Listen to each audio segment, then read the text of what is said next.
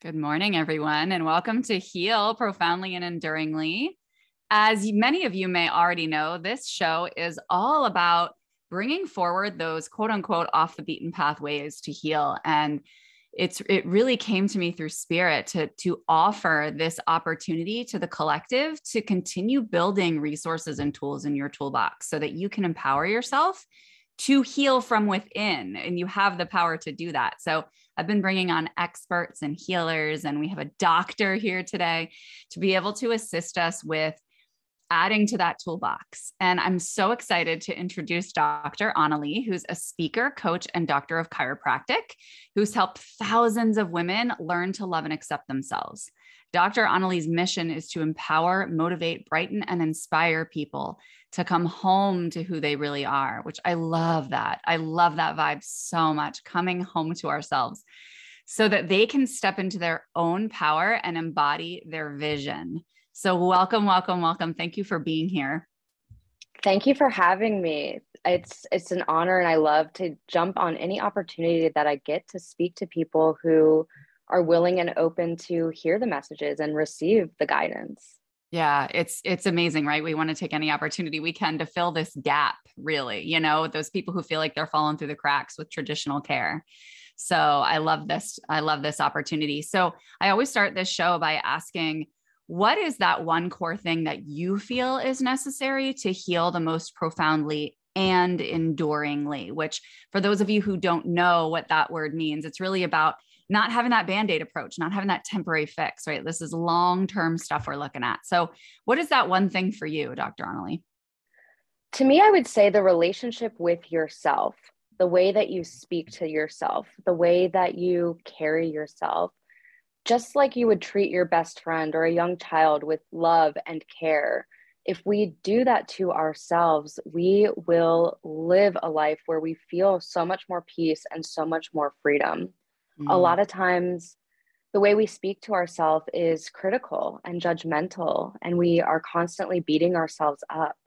And that never leads to the results or the happiness that we are looking for. Yeah. But if we can truly learn to love ourselves, accept ourselves, give ourselves that love that we give outwardly, our whole life changes, and everyone's lives around us changes as well. Mm-hmm.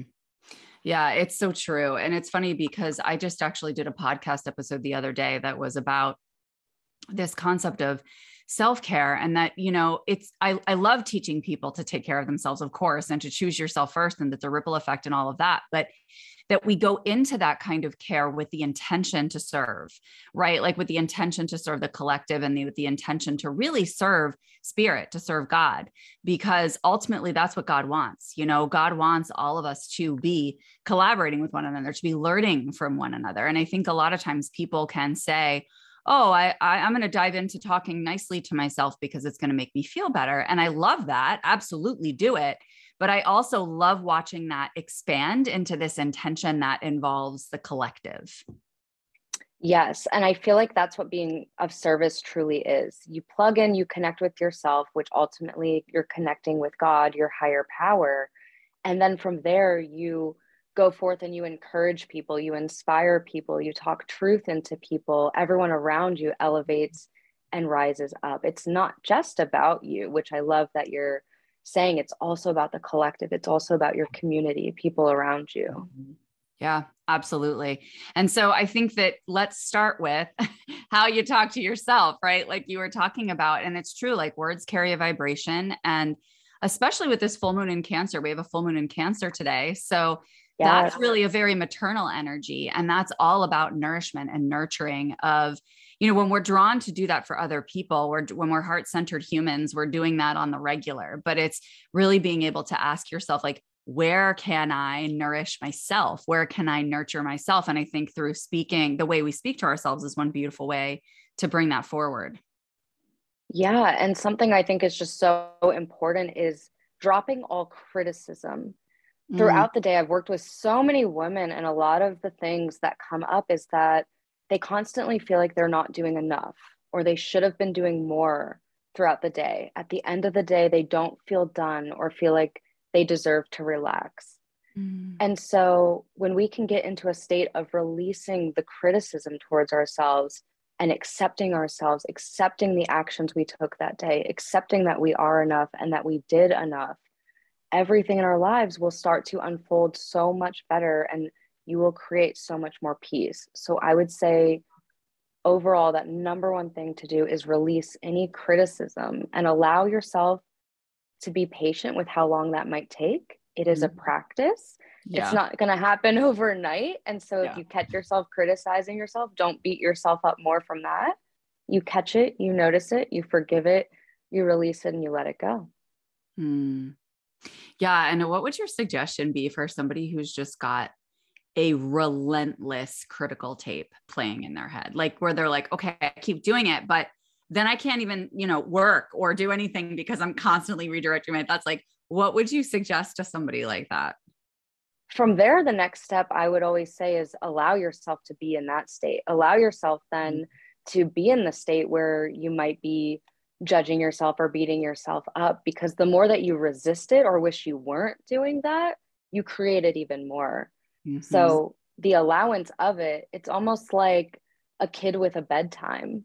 They resist it and they act up at first, but then eventually, like, they want to go to bed earlier and they feel better from it. So Mm-hmm. it's the same thing. Like, let the temper tantrum come out, like, Yeah. kick and fight, allow it, and then watch yourself not even want to do that anymore because you allowed yourself to do it. I love that so much. That's like, that resonates so much with some of the things I tell my clients about the inner child work. It's like your inner child wants to be heard. And there may have been times in your lifetime or in previous lifetimes or with your ancestry where that inner child's voice was not heard or was not able to speak or use its voice. And so when you give it a chance to use its voice and you really listen, you don't just kind of negate it and dismiss it, but you really listen and allow yourself to hold space for it. It's amazing how just being present with it allows it to just move through. So that's really beautiful that you brought that forward. I love that perspective. It just wants to be heard and Yeah. allowed and have that space to experience, because so often as children we were getting punished or we would get in trouble or we would punish ourselves. And that's what a lot of times now as adults we carry into our life. We're constantly feeling like we're in trouble or we need to punish ourselves or we did something wrong. So when you put into that perspective, allowing it and making it that it's okay, that usually clears a lot of it up. Yeah. And like, what's the worst thing that could happen? Like, I think that's one of the things that people fear is like, okay, well, what are people going to think of me? Okay, well, what if people do view you negatively? Then what? That like, what if, then what trajectory? It's like, okay. And then what if that happens? Then what? You realize that ultimately, you're not going to die if you use your voice. You're not going to Yes. die. You're not going to die if you stop criticizing yourself. And I think a lot of times this is because we feel like we need to keep ourselves in check, right? It's like, well, if I don't criticize myself, then I'm just going to be like, I'm just going to let loose. And then what's going to happen? Oh, God forbid you rise into your power. I think that asking ourselves and then what or what if is so powerful, Yeah. because it usually isn't nearly as bad as we think it would be. And they say the greatest fear is public speaking, but I feel like it's because underneath that it's this fear of caring what people think. Yeah. And I feel like that rules a lot of people's lives. Even if we say like, oh, we don't care what they think, to some extent, usually that's one of the core issues of why we stop ourselves or why we don't put ourselves out there or why we sell ourselves short. Yeah. I mean, and it makes sense. Again, that's not something to criticize yourselves for, people, because, from an evolutionary perspective, we are absolutely deeply tied to belonging for our survival and to intimacy and physical touch and love. And all of that is wired into how we operate as human beings. So it's not something to be hard on yourself about. It's something to raise awareness about. Well, this is like evolutionary. This is part of the fabric of who I am. And I just get to kind of guide myself otherwise as a nurturing parent, which is Yes. beautiful. So how would you suggest people kind of start on this journey to love themselves more deeply and to trust themselves more deeply? Well, what you said was really powerful about being a nurturing parent. A Mm. lot of times it's almost as if we are seeking for somebody to nurture us. We're seeking for our mother or our father to love us exactly the way that we wish. Mhm. And people can't fully do that because they don't fully know our vision and our hearts and what it is that we need. So, what I really suggest is nurturing yourself, being that parent for yourself, giving yourself that care, that love you need. It doesn't mean always just if you want ice cream, you go and get ice cream. It also can be setting boundaries with yourself and helping support your decisions for long term. Yeah. Would ice cream necessarily be what gets you your long term happiness? Probably not. Maybe sometimes once in a while, but it's not just going off the deep end, like staying up forever, having no rules, but it's also creating sort of a system, boundaries, foundation, self talk to really be that parent for yourself and love yourself and be there for yourself, accept yourself. Which is exactly that requires what you said earlier, which is patience. Yeah. That's Tons, lots of patience. yes. I feel like that's been one of the biggest lessons on this journey is like continuing to return to more and more and more patience.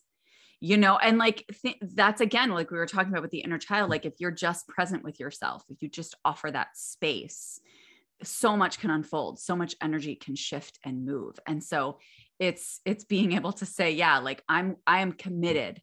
Like, how can you commit to this process for yourself so that you're not just throwing up your hands when things get frustrating and say, oh my gosh, forget it, I'm not worth it. Yeah, and when you say that, the example that's coming to me is when I decided I wanted to lose weight. I remember it took 2 months of me working out consistently, eating better before I even saw the scale change or look different. Mm, And so if I had given up normally when I usually would have a 3 weeks in, a month in, because I felt like it wasn't working, I wouldn't have had the results that I got. yeah. And that's the same thing in this case with talking to yourself nicely, kindly, dropping the judgment, nurturing yourself. You don't stop when you don't see results. You keep going, and it's a lifelong process. There is no destination or there. There's always more layers to go. Mm, And you can always be kinder to yourself. You always can drop more criticism. So, mm. really, just not stopping just because you're not seeing results or it feels like it's not working. That's just an illusion. I really just want to clear up that there's no destination, there's no there. It takes time, it takes patience, and it takes showing up every day for it. Yeah. And releasing that attachment to outcome, like, Mm-hmm. and trusting, I think, is even deeper than that. Trusting God, trusting the universe, knowing that for sure this is absolutely unfolding in the background, whether you can see results or not.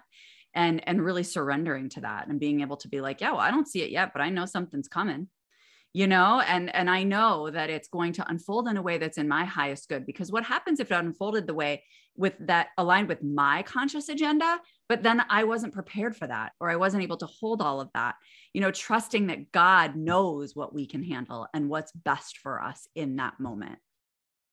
I love that that comes up because I think so often we can pray for a certain partner or a certain job, and then that's all we want and that's all we're asking for. But then if we got it, that might not be the best partner for you. That might not be the best job.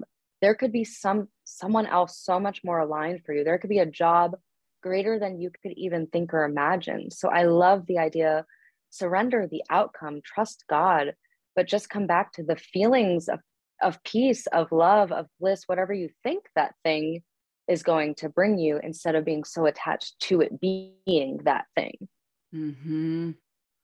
Yeah, and our minds just latch onto that so naturally. So again, an area where you don't want to criticize. And I just want to comment quickly on what you were talking about with this being a lifelong process, because I completely agree. And I feel like that is a very validating and comforting statement for people who are on this path, because they're able to say, yeah, like I know there's always layers to uncover, and I'm eager for it because I'm so focused on expanding myself and growth and all of that. But people who aren't on this path might feel daunted by that, right? And so that's why I say very clearly, yes, it's a lifelong process, but what I can tell you too is that it gets so much easier and lighter and fewer and further between and less intense. Because for me, it's like shit'll come up for me and then I can move through it like that, versus in the past where it would take me 2 months or 2 weeks or then 2 days, and then it would get shorter and shorter and shorter. And so knowing that as we sink deeper and deeper into that trust, yes, it still comes up, but our process of moving through it is very, very different. It's so good that you highlighted that, because it's so true. I could definitely see how that could seem daunting. Like, oh my God, I'm going to be in this stage where it feels like it's taking so much effort and energy to work through or drop the criticism or whatever it is that you're working on. But it's beautiful because you do move through it quicker. You move through it with more grace. You move through it with more compassion. Yes. The way that you handle it, the timing that you handle it, that is what shifts and that progresses. And it doesn't feel like so much energy as it does in the beginning. It feels, just like you said, lighter. And honestly, it's exciting because it's an opportunity when stuff hits the fan for me, I'm like, yay, the universe knows that I'm ready for my next level. Like, this is a compliment. This is the universe recognizing me and saying, lady, you're ready for your next step. Like, you're ready to release this. And so I actually get excited because it's an opportunity for me to celebrate my progress, which I think is so cool. I think that's so cool. And I love how you have such a positive outlook on it. And it's what I think too happens is that as you go through these up levels and when it feels like shit's hitting the fan, you navigate through it, you get to the other side, you experience the magic. So then when it comes up again, you feel more prepared, even though you couldn't necessarily prepare for the shit hitting the fan. But you can now know that you got yourself, God got you through all the other times. You were okay and you were more than okay. So this time, something magical is going to be on the other side. I feel like it really just strengthens your faith and your trust. And it gets exciting because it's like the magic's there. It happened before. It's going to happen again. It's going to keep happening. Yeah, I love that. It's like you're gathering evidence for yourself. Yeah. Right? Like, we get to gather evidence on this path for ourselves. It's like, yes, surrender. Okay, well, that means that I have to throw away all the evidence. No, you don't. Like, you get to that's what co-creation with God means. It's like you're taking the evidence that's unfolding in your life as you surrender and as you implement these things along with the surrender piece, And so I love that. And it's so beautiful to be able to witness ourselves in that process. Again, just like a parent. Like when your kid goes through something and then they go through it again and they get through it better, you're like, oh my gosh, you just kicked ass. Like, before you were struggling through that, but look how much more fortified you are moving through it this time. And we get to witness ourselves in the same way. And I think that's what really brings us a lot of our happiness and a lot of our fulfillment is that progress, is that, oh my gosh, it might not have gone exactly how I wanted, but I handled that so much different than I would have last year or 10 years ago or however long ago. Like, wow, I'm so proud of myself. And it just brings that sense of fulfillment, I would say. Mm-hmm. Mm-hmm. I love that so much. So how would you encourage people to start to cultivate this relationship with their higher self so that they can sink deeper into trust? I would say really tuning in with how you personally feel connected. I believe we all can feel connected in certain ways, but they're all unique and different to us. For example, I feel very connected when I am journaling. That is something where I feel a lot of peace. I clear my head. I feel like guidance pours through. Yeah. Somebody else might feel more connected when you are playing the guitar or you are doing something with music. I truly believe we all have something within us that really lights us up, makes us feel really good. And usually then that's the thing that we are always saying we should be doing, or we want to incorporate that into our daily life, but we're not doing it. So I would say, really look into that thing that you keep telling yourself you want to do, and then really make time to do it and allow yourself to do it and just really connect to God, to yourself, to your higher power, however you personally feel called, not just how other mentors or other people are telling you. Really tune in with yourself. Yeah. And I think really deeply immerse into it so that you can palpably feel it, allow yourself enough space and time to be able to, like, if you're playing the guitar, really sink into that space where you get lost in it, or like where time is lost because you're just like so immersed, and I love that concept of deep immersion because that's when we can really palpably feel it as humans, and that feeling is going to be very different for each person, like you said. And so the more that you do it, like I tell my Akashic record students all the time, I'm like, okay, I'm going to teach you how I open the records. But once you get accustomed to it, and once you know what it feels like to be connected, then find your own way to open the records, find your own way to connect, find your own way to channel it and your own way that this energy works with you.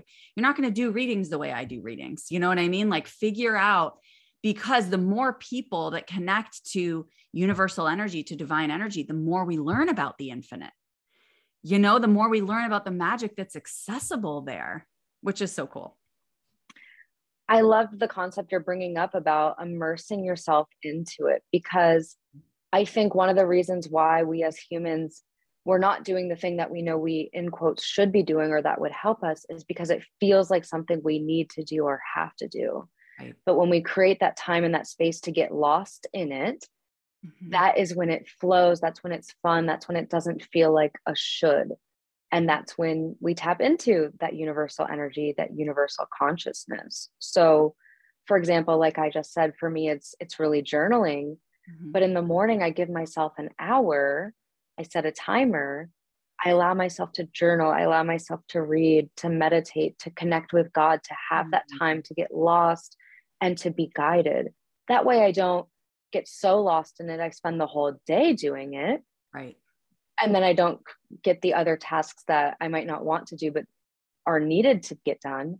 But it allows me to still feel like I'm getting lost in that time. That timer, that boundary actually allows me to flow even more. And I feel like that's been really helpful on my journey. Yeah, that's so nice because you're opening your heart to God and to yourself first and allowing that to guide you through your day. And when we do that, there are no mistakes. There are no wrong steps. There are no areas where we need to criticize ourselves because we're being guided by an intelligence that's so much greater than what we could see, no matter how smart and well-meaning we are. Like when we bring that divine intelligence in and allow it to flow through us, it can carry us through our day with those light footsteps.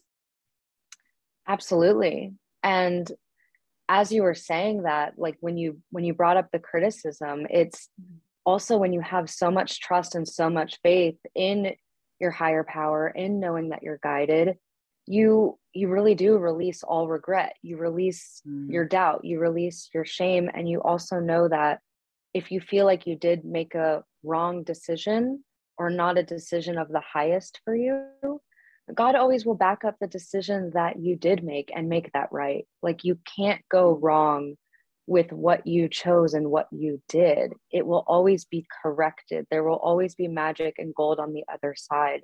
You might learn some lessons and experience some more things, but you will always get to the other side. That obstacle is really leading you. So for whoever needs to hear that or know that or implement that, that just came up. Yeah, that obstacle is leading you 100%. And that's why whenever that shows up, it's funny because even a couple of my clients were messaging me the other day. Well, I'm doing the things. I did this and I did this and I did this and I did this. And all right, I've seen some progress, but I'm still here and I want it to be gone, and it's like, okay, like, let's talk about the fact that you're not doing anything wrong. And this is something I've been pointing out to even my audience lately too. It's like, when something shows up that's not ideal in your conscious opinion, that doesn't mean you're doing anything wrong or that you're amiss in any way, but it actually means you are being invited to immerse more deeply. It's like, all right, great. You've started this. Now they're really communicating with you because they know that you're committed to a certain degree. They're asking you to deepen your commitment. And I know this has come up for me. I had sepsis like 6 years ago, and I've had, a road to recovery physically from that. And I know that every time those symptoms would show up for me, It's like, okay, for a while it was, what am I doing wrong? Where am I not taking care of myself? Right. But I take amazing care of myself. It's about, where am I being called to deepen? Even if my human wants to have a tantrum and be like, no, like I'm already taking care of myself 80% of the time. What the hell else do you need? You know, it's like, for some reason, God's calling me to go deeper. I'm being called to get to a state of deeper reverence. And so I receive that. Sometimes I have a little tantrum before I sink into it, but then I receive that, and it's always the answer, always. And when we're calling on that deeper commitment and we're asked to go to those levels, we get to really prey on more bravery and more courage, because we can ask for these certain things. And sometimes we might not realize how much courage and how much bravery, how much commitment it really does require to go there. Like, we will be challenged in certain ways. And especially if we're wanting to deepen our faith, deepen our trust, our surrender, our commitment, that's part of the process. So we can't avoid that. And it doesn't mean anything's wrong or you're doing something wrong or you're messing it up, but you're called to go deeper. I love that concept.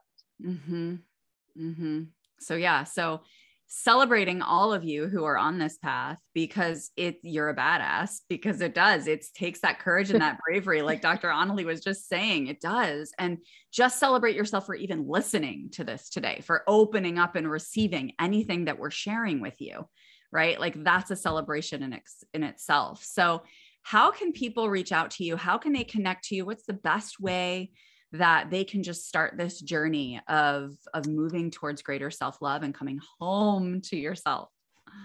Yes. So one of the best ways to communicate with me is via Instagram. I'm at Dr. Onalee. I'm pretty active on there, and I'm very intentional about putting out a lot of content, a lot of resources for you. So that's the main place of connection. But if you're also looking for just some deeper learning, some deeper wisdom, some expertise, I bring on a lot of guests as well onto my podcast. It's called the Coming Home Podcast. So that would be a great place, especially if you're new to the journey, to start just learning and integrating and implementing some of the information. Awesome. Thank you. And my team's going to drop those links in the comments so you guys can just click right on them. You don't even have to search and connect. Easy. Exactly. And like I always say at the end of this show, connect, just reach out and make that initial chat or conversation, because you never know where it's going to go from there. Even if you just have a quick question, you just say, you know what? I have absolutely no idea what I want from you, but I just like your energy and I want to say hi. Just start, because that's the place where spirit feels that opening.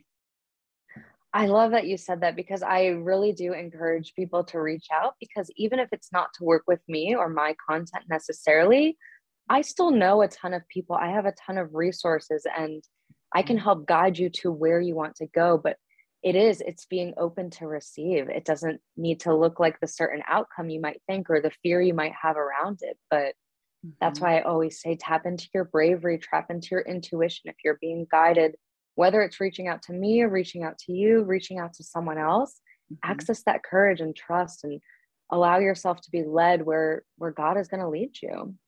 Yeah. And friends, honestly, this is the energy to do it in. Like this full moon in Cancer, all about nourishing and nurturing yourself. Like take that step, and again, it doesn't have to be us. It can be anybody, but whatever you're being called to deepen into, listen to it. It's like from now and the next few days is a great window for you to kind of ride this wave of energy and just make it more easeful for yourself. So thank you so much for being here, Dr. Onalee. I'm so grateful. And thank you to everybody who's watching too. Thank you for having me. And I'm just so excited to connect with all of your audience and anyone who reaches out. So I'm sending so much love over all of you listening. And really just my intention is that you really receive the love and come back home to who you are. Thank you. I'm receiving that too. Have a beautiful day. Take it all in. Exactly. I'll see you guys next Monday for another episode of Heal Profoundly and Enduringly. Have a beautiful week. Bye.